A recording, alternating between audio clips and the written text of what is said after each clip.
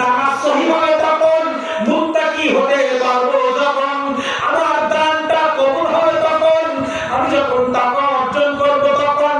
আমরা নামাজ পড়ি, চোখের পানি আসে না, কারণ আল্লাহর ভয় আমাদের কলবে নাই, না পড়লে নয় তাই পড়ি। আমরা দান করি, কিন্তু আল্লাহ রাসূল বলেছেন কোন মুমিন যখন আল্লাহর রাস্তায় দান করে তার হায়াত বৃদ্ধি পায়। কিন্তু আমরা জীবনে লক্ষ লক্ষ টাকা দান করলাম, হায়াত তো বৃদ্ধি হলো না, সংসারে গল্প প্রসার পরিবর্তে আরো অশান্তি। তাহলে বুঝতে হবে আমার দান কবুল হচ্ছে না।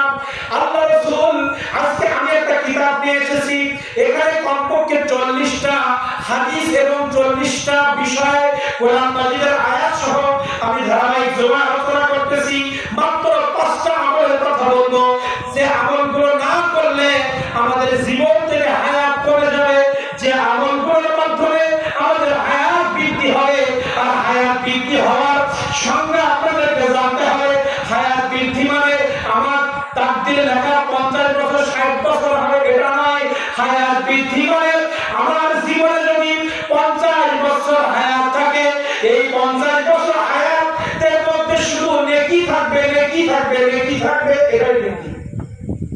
মানে আমার এখানে 30 বছর বয়সে যুবক ভাই আছে, 40 বছর 50 বছর, তা হায়াত বৃদ্ধি করতে বোঝানো হয়েছে যে নেক কাজ করতে পারা।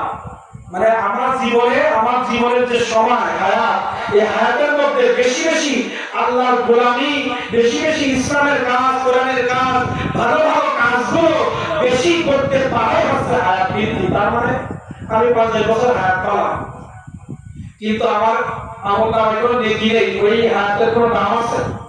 কিন্তু আমি 20 বছর হায়াত পেয়েছি, ওই 20 বছরের নামাজ দিয়ে ভরা, রোজা দিয়ে ভরা, সত্য কথা দিয়ে ভরা, ভালো ভালো কাজের ইন্তজাম দিয়ে 20 বছর ভরা। বলেন যে 50 বছর আমল করলো না আর 20 বছরে যে আমল করলো, এই 20 বছর হায়াত আমি না 50 আমি 20 আমি। তাই বলতেছে হায়াত বৃদ্ধি মানে এই আমলগুলো, এই কোরআন মাজিদের আয়াতগুলো যদি আপনি আমি বাস্তবায়ন করতে পারি, তাহলে আমাদের হায়াতের ভিতরে আল্লাহ তাআলা পবিত্রতা দিয়ে, নেকি দিয়ে, ভালো ভালো কাজ দিয়ে ভরে দিবেন। সুবহানাল্লাহ। তো আমরা আমাদের শরীরে স্পর্শ করতে পারবে না। এটাই হচ্ছে নেক হায়াত বলে। কি হায়াত? একটা বদ হায়াত মানে গুনাহ দিয়ে ভরা, আর একটা হচ্ছে নেক হায়াত। আমরা নেক হায়াত চাই না বদ হায়াত চাই? কারণ নেক হায়াতের জন্যই তো মাহফিলে এসেছি, ঠিক না?